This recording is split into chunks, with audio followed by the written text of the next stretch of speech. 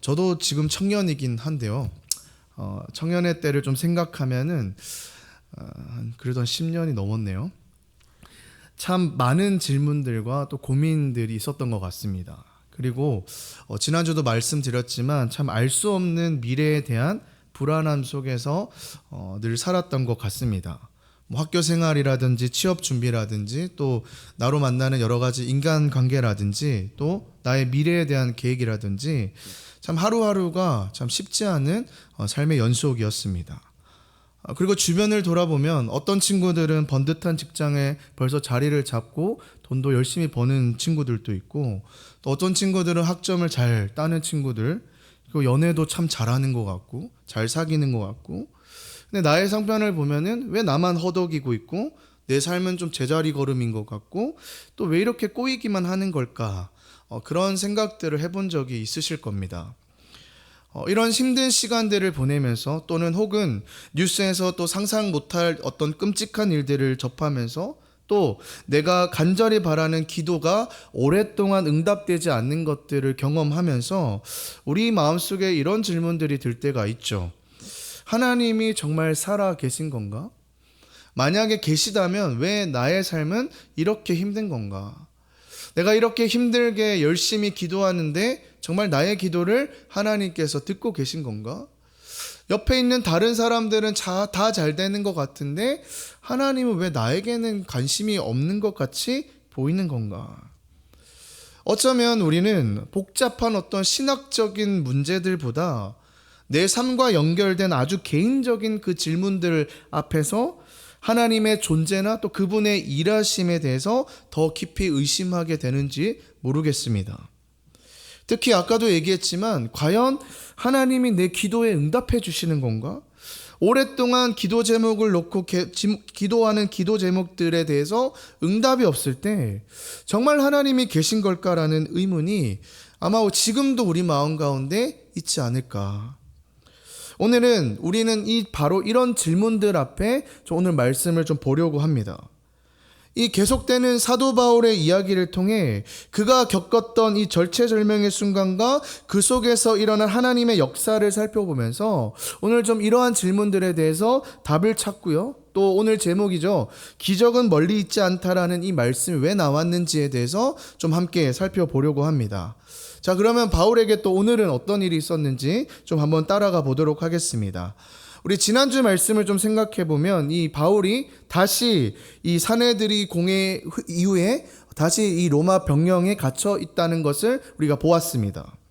하지만 이 바울의 상태는 어땠습니까? 처지는 어땠습니까? 여전히 그의 운명이 어떻게 될지 아무것도 모르고 정말 한 치 앞도 내다볼 수 없는 절체절명의 위기 가운데 있었습니다. 이 감옥 가운데 있었던 이 바울의 마음 여러분 기억나십니까? 어땠을까요? 불안함과 두려움과 내가 이렇게 열심히 했는데 왜 하나님께서는 아무런 반응이 없지? 여러 가지 생각들이 스쳐 지나가는 밤이었을 겁니다. 그런데 그 밤에 누가 찾아오셨나요? 놀라운 일이 일어났죠? 11절 말씀 우리 보겠습니다. 제가 세 번역으로 다 가져왔어요. 그날 밤에 주님께서 바울 곁에 서서 말씀하셨다. 용기를 내어라. 내가 예루살렘에서 나의 일을 증언한 것과 같이 로마에서도 증언하여야 한다. 예수님께서 친히 바울 곁에 나타나셨다고 했어요. 바울이 가장 외롭고 두려웠던 그 순간에 주님께서는 멀리 계셔서 쳐다보신 것이 아니라 바로 바울의 곁에 서서 말씀하셨다고 했어요. 무슨 말씀요? 바울아, 무서워하지 마라. 두려워하지 마라. 포기하지 마라. 너는 지금 너무너무 잘하고 있다. 네 생각에는 한 걸음도 나가지 않는 것 같지만 그 모든 행동을 통해 나는 이미 너무너무 기쁘다. 그리고 내가 너에게 준 꿈이 있지 않니? 너는 로마에 가서 지금처럼 똑같이 복음을 전할 것이다. 그게 내가 너에게 주는 꿈이다 라고 이야기를 했죠. 그러니까 엄청난 사실 약속입니다. 바울은 또 언제 죽을지도 모르는 그 죽음의 문턱 앞에서 살아계신 주님을 만났고요. 거기다가 미래에 대한 확실한 약속을 다시 한 번 더 받게 됩니다. 그러면 여러분, 우리가 독자의 입장에서 이제 바울에게 어떠한 일이 일어날 거라고 생각이 되십니까? 아마도, 아니 당연히 다음날 아침에 간수가 와서 문을 여는 거죠. 당신에게는 아무 잘못이 없습니다. 이제 당신은 자유입니다. 나가십시오 라고 하면서 그랬을 겁니다. 그러나 어떤 일이 일어났을까요? 이 우리의 기대와는 달리 이 성경에서는 완전히 다른 상황이 전개되는 것을 보여줍니다. 12절 보실까요? 다음날 아침에 맑았어요. 날이 새니 유대 사람들이 모이하여 바울을 죽이기 전에는 먹지도 마시지도 않겠다고 맹세하였다. 아니 지금 이게 무슨 일입니까? 어젯밤에 분명히 주님께서 나타나셔서 너는 죽지 않고 로마로 갈 것이다 라고 약속했는데, 그래서 독자들은 야 이제 하나님께서 하실 놀라운 일들이 일어나겠구나 라고 기대를 하고 있는데, 다음날 아침에 정반대로 흘러가고 있죠. 뭐라고 합니까? 지금 바울을 죽이려는 사람들이 나타나서 살벌한 계획을 세우고 있는 것을 지금 기록하고 있죠. 이건 그냥 협박이 아니었어요. 그들도 대단한 각오를 한 겁니다. 내가 죽기 전까지는, 그를 죽이기 전까지는 밥도 물도 입에 대지 않겠다. 뭐요? 반드시 내가 바울을 죽이겠다라는 거예요. 그러면서 13절 우리가 읽지는 않겠지만요, 무려 40명이나 되는 사람들을 비밀리에 만들어서, 조직을 만들어서 바울 제거 작전에 돌입하게 되더라는 거예요. 만약에 이 소식을 바울이 그 병영 안에서 들었다고 생각해 보십시오. 바울이 마음이 어땠을까요? 또 한 번 무너졌을 것 같아요. 분명히 주님의 음성을 들었던 그 날이 불과 지금 몇 시간 안 됐거든요. 근데 그 마음은 온데간데 없이 사라지고 다시 혼란과 의심이 찾아왔을 수도 있습니다. 그러면서 생각이 들겠죠. 아니 어제 찾아왔던 분이 주님이 아니셨나? 아니면 내가 너무 두려운 나머지 그냥 환청이 들렸던 건가? 아니 분명히 주님이었는데 왜 그런데 지금 상황은 더 나빠지는 거지? 사랑하는 여러분, 제가 서두에도 얘기했지만 우리가 이 신앙생활을 하면서 가장 혼란스러운 순간 중에 하나가 바로 이런 때일 것 같아요. 우리가 간절히 기도하고 하나님의 응답이라고 확신을 했는데 현실은 뭐예요? 여기서 이 예배당에서 주님 제가 주님 나라를 위해서 살겠습니다. 주님께서 이게 나의 사명으로 주셨군요. 제가 이제 앞으로 이 세상 속에서 그렇게 살겠습니다 하고 나갔는데 월요일부터 깨지는 거예요. 무너지는 거예요. 내 생각과는 완전히 다른 그림이 그려지는 거예요. 이게 맞는 것인가? 하나님 제 기도가 지금 정확하게 하나님께 전달된 게 맞는 거죠. 하나님 지금 제가 주시는 이 마음이 확실한 거죠. 그런데 왜 이렇게 막히는 걸까요?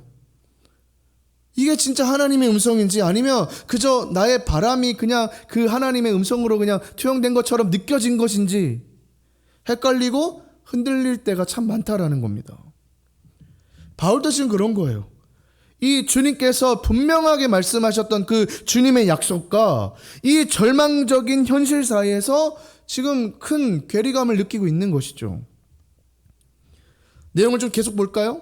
이렇게 유대인 결사대 40명은요 이제 바울을 합법적으로 죽이기 위해서 대제사장들과 장로들을 찾아갑니다. 14절 15절 보실까요? 그들이 대제사장들과 장로들에게 가서 말하였다. 우리는 바울을 죽이기 전에는 아무것도 입에 대지 않기로 굳게 맹세하였습니다. 결의를 보여주는 거죠. 그러니 이제 여러분은 의회와 짜고서 바울에 관한 일을 좀 더 정확하게 알아보려는 뭐 하면서요?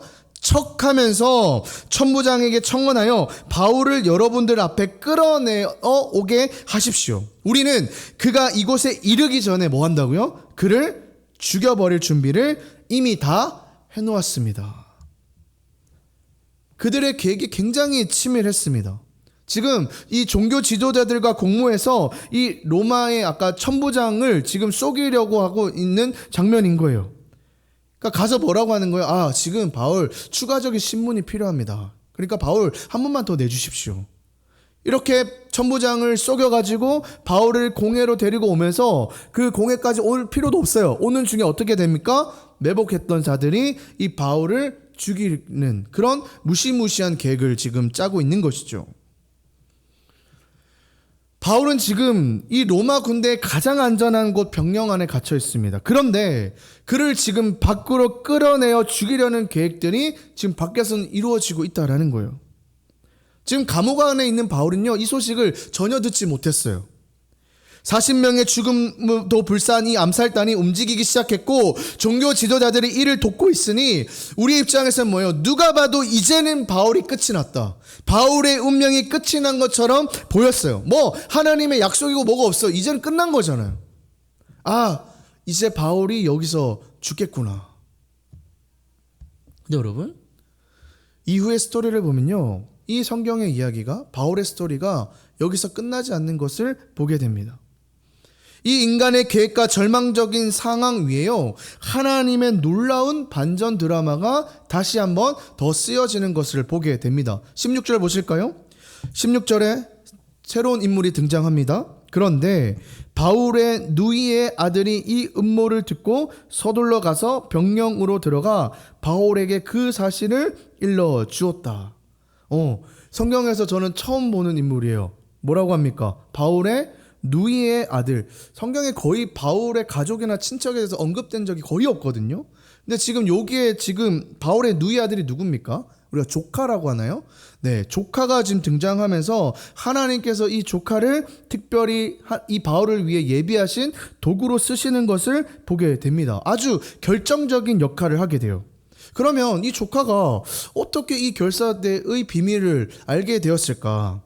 그래서 책이 진 에드워즈가 쓴 이 브리스길라의 일기라는 책이 있습니다. 제가 아마 1차, 2차 할 때도 이 종류의 책들을 소개한 적이 있는데 사도 바울의 이 이야기, 전도 여행을 굉장히 재밌게 잘 풀어 쓴 성경을 기반으로 쓴 소설입니다. 여러분 좀 궁금하시면요, 이 책 정도들 읽어보시면 굉장히 재밌게 읽을 수 있을 거예요. 어쨌든 이 소설에 보시면요, 이 부분에 대해서 굉장히 흥미로운 해석을 제시하는데, 이 40명으로 구성된 암살단을 돕고 있었던 그 바리새인 중, 이 책의 설명입니다, 중에 한 사람이 바로 이 바울의 매형이었다라고 소개를 하더라고요.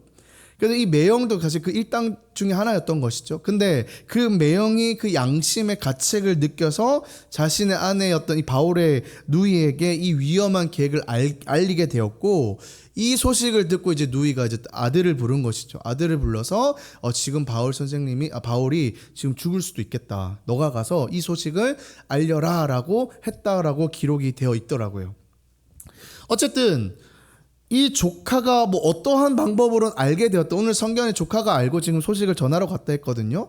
중요한 것은 이 어린 조카가, 이 어린 청년이 엄청나게 이 위험한 정보를 듣고 어떻게 해요? 목숨을 걸고 사실은 그 병영으로 들어갔다라는 거예요. 여러분, 이 바울이 지금 갇혀있는 이 로마 병영은요, 최고 사령관인 천부장이 있는 곳입니다. 그러니까 아무나 갈 수 있는 곳은 사실 아니라는 거예요. 그러니까 지금 이 조카가 지금 그냥 이 소식을 듣자마자 불이 나게 갔다는 이 행동 자체만 봐도요, 사실 바울과 이 누이와 사실 조카의 관계가 굉장히 원활하고 굉장히 좋았다는 것을 좀 짐작은 해볼 수 있을 거예요. 그 이상이었겠죠, 사실은. 어쨌든 이 로마 병영은 일반인 함부로 들어갈 수 없는 철통 같은 경비가 이루어지는 곳인데, 이 조카가 뭐예요? 삼촌을 살려야 된다는 일념으로 들어가게 되고요, 들어가는데 성공을 했고요, 마침내 이 바울을 만나서 이 음모를 밝히게 됩니다. 바울이 이 조카에게 들었던 충격적인 사실을 듣자마자 어떻게 했냐면, 당황하거나 패닉에 빠지지 말고 17절에 이런 기록이 되어 있습니다. 17절 한번 보실까요? 그래서 바울은 백부장 가운데 한 사람을 불러놓고 말하였다. 이 청년을 천부장에게 인도해 주십시오. 그에게 전할 말씀이 있습니다. 여기서 또 하나님의 역사가 이제 기가 막히게 펼쳐지는 것을 보게 되는데요. 그러니까 사실 저는 이 워딩을 좀 보면은 바울이 어쨌든 제수의 신분은 아닌 것 같아요. 제수의 신분이라면 사실 백부장을 오라가라 하면서 이 조카 보고 천부장을 만나게 해달라, 이건 사실 진짜 상상할 수 없는 일이거든요. 그래서 좀 제가 봤던 이 병영 안에서 좀 편하게 좀 있지 않았을까? 이거는 성경에 나오진 않습니다. 어쨌든 이 상황이요, 되게 재밌어요. 그래서 지금 뭐라고 하냐면, 백부장 한 사람을 이제 뭐 지나가는 사람을 불렀던 거예요. 그래서 지금 어마어마한 사실을 이 조카가 알고 있는데, 천부장에게 만나서 뭐 본인이 또 직접 만나는 것도 아니에요. 조카를 좀 만나게 해주십사라고 지금 이야기하는 겁니다. 근데 되게 웃긴 거 뭔지 알아요? 또 천부장이 그 얘기를 듣고 또 불이 나게 달려와요. 19절 한번 봅시다. 19절에 또 되게 재밌어요. 보십시오. 천부장이 뭐예요? 청년의 손을 잡고 아무도 없는 데로 데리고 와서 물어보았다. 그러면서 뭐래요? 내게 전할 말이 무엇이냐. 좀 이상해요, 사실 장면이. 그러니까 굉장히 사실은 저는 이거 보면서 되게 놀라웠어요. 사실 천부장 입장에서는 만약 저를 찾아왔다 해도 이렇게까지는 안 했을 것 같거든요. 밑에 부하들 많잖아요. 부하들 시켜가지고 뭐 데리고 온다든지 부하들 그냥 시켜서 알아서 처리하라고 한 것이 아니라 직접 와서 저는 가로 열고 가로 닫고 따뜻하게 손을 잡았다라고 생각은 하는데, 어쨌든 다른 사람이 모르는 데 가서 이 비밀의 전말을 듣게 된 거예요. 그러니까 사실 저는 이런 이 흐름이요, 단순히 어떤 우연이라고 생각하지는 않아요.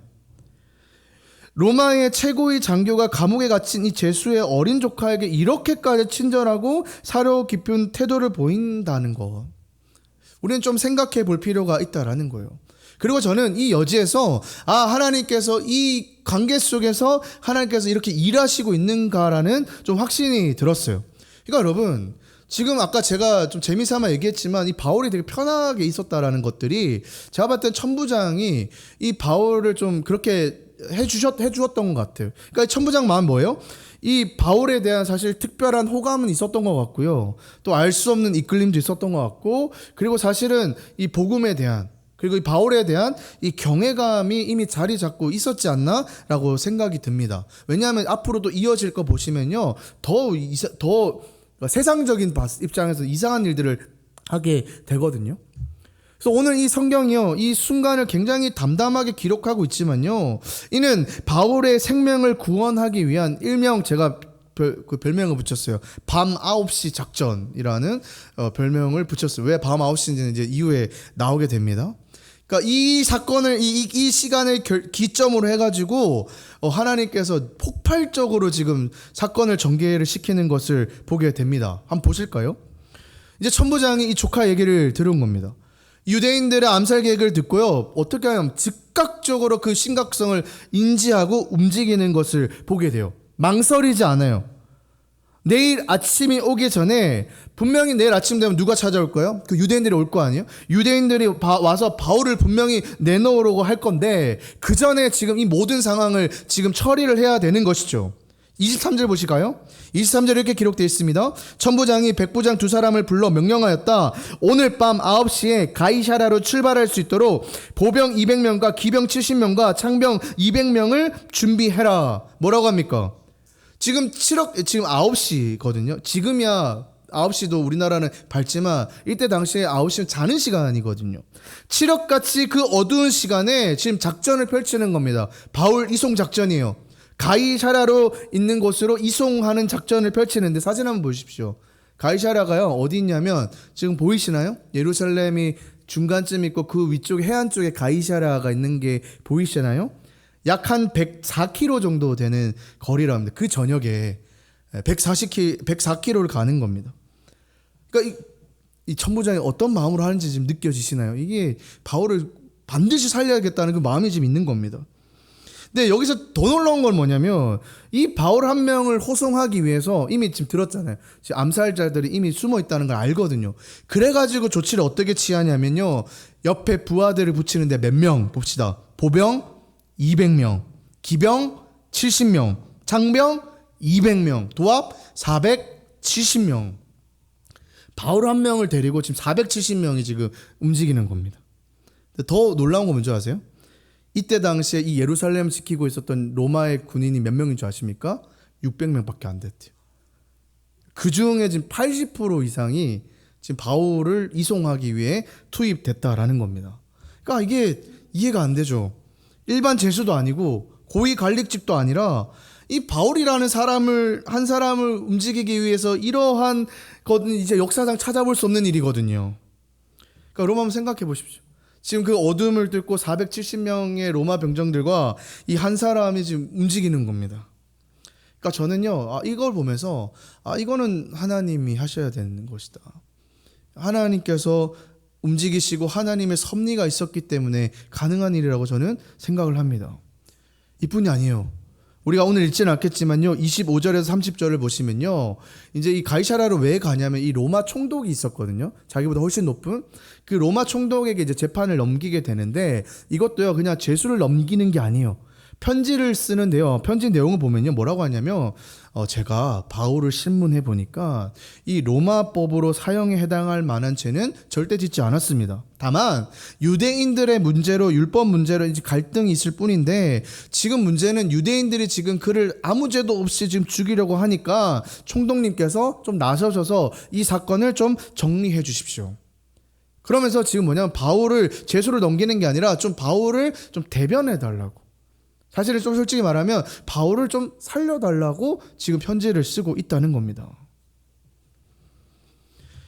결과적으로 바울은 470명의 로마 군인들의 철동 같은 호의 속에서 아무런 방해 없이 이 예루살렘을 탈출해서 가이사랴로 보내지게 됩니다. 40명의 암살단들이 목숨을 걸고 기다리고 있는 그 순간에 모든 상황은 바울에게 절대적으로 불리하게 흘러갔습니다. 누가 봐도 이제 바울은 죽었다라고 생각했을 겁니다. 하나님의 약속이고 뭐고 눈앞의 현실은 이제 절망뿐이었습니다. 하지만 바로 그때 하나님은 우리가 정말로 예상하지 못했던 방법으로 일하시는 거예요. 조카의 귀를 통하여 음모를 듣게 하시고 또 이 천부장의 마음을 사실 옛날부터 움직였던 것 같아요. 천부장의 마음을 움직이시고 그 천부장을 통해서 정말 상상을 초월하는 그 병력들을 이용하여서 가장 안전한 피난길로 인도하셨다는 거예요. 저는 이 모든 과정에서 하나님의 놀라운 일하심을 목격하게 됩니다. 특히 이 바울의 어린 조카가 이 로마 군대의 최고 사령관인 천부장을 만나는 그 장면은요, 사실 저는 좀 감동이었거든요. 어떻게 이렇게까지 할 수 있을까? 우리는 흔히 이 기적이라는 것을 굉장히 특별하고 또 비현실적인 것들이 이루어지는 것을 기적이라고 생각을 하는 것 같아요. 마치 영화처럼 말이죠. 오늘 오랜만에 영화 리뷰를 좀 하고 마치려고 하는데요. 이 신의 기적을 잘 다룬 영화 한 편이 있습니다. 이 혹시 브루스 올마이티라는 영화를 보신 적 있으십니까? 네, 아마 어린 분들은 좀 모르실 건데 한번 보십시오. 되게 재밌습니다. 이 영화의 주인공은 이 브루스라는 사람인데요. 이 전능한 신의 능력을 일주일간 얻게 되면서 벌어지는 이야기들을 통해서 이 신의 기적에 대해서 좀 이야기를 나누는데요. 뉴스 리포터였습니다. 이 사람이 뉴스 리포터였던 이 주인공이 자신의 처지에 불만이 많았고 일이 자기가 원하는 대로 되지 않으면서 막 신을 원망합니다. 그러면서 자기에게도 이 기적과 같은 일이 일어나게 해달라고 막 하나님을 막 찾는 것이죠. 그러니까 이 주인공에게 기적이라는 것은 아까도 얘기했지만 대단하고 뭔가 특별한 초자연적인 힘으로 모든 것을 이 어려운 상황을 한 번에 해결할 수 있는 것이라고 생각했던 것 같아요. 그런데 이 주인공에게 정말 특별하게 믿기 힘든 일이 벌어집니다. 그의 불평과 원망을 들었던 신이 이 직접 주인공을 찾아와서는요, 뭐라고 하냐면 일주일 동안 나의 이 능력, 신의 능력을 너에게 맡길 테니까 너가 한번 그 능력을 가지고 이 세상을 다스려 보려고 합니다. 그래서 이 신의 능력을 얻게 됐고요. 그러면서 또 한 가지 일을 해야 되는데 신의 능력을 부리는 건 좋은데 네가 대신에 나의 일들을 좀 대신 처리해 줘야 된다. 여러분, 이 신의 능력을 대신 처리하는 것 가장 큰 일 중에 하나가 뭘까요? 기도의 내용을 들어주는 거죠. 우리가 하루에도 여러 번 기도하잖아요. 하나님께. 그래서 이 얘기를 들어도 처음에는 그냥 그렇게 해도 되는 줄 알았어요. 근데 처음에 어땠을까? 여러분에게 신의 능력이 주어졌다고 생각해 보십시오. 뭐부터 하시겠습니까? 뭐 할 게 되게 많죠. 그래서 이 주인공들 뭘 하냐면요, 막 자기가 기자였다고, 자기가 원하는 대로 이 뉴스를 조작하기도 하고요, 또 자기를 괴롭혔던 사람들을 막 통쾌하게 복수하기도 하고요, 또 여자친구를 기쁘게 하기 위해서 막 로맨틱한 것들을 막 초자연적 힘을 사용해서 막 연출하기도 합니다. 이게 이제 기적이라 생각하면서 썼겠죠. 근데 문제는 통제 불가능한 상황에 직면하게 되는데 아까 뭐라고 했어요? 신의 일을 해야 된다 했잖아요.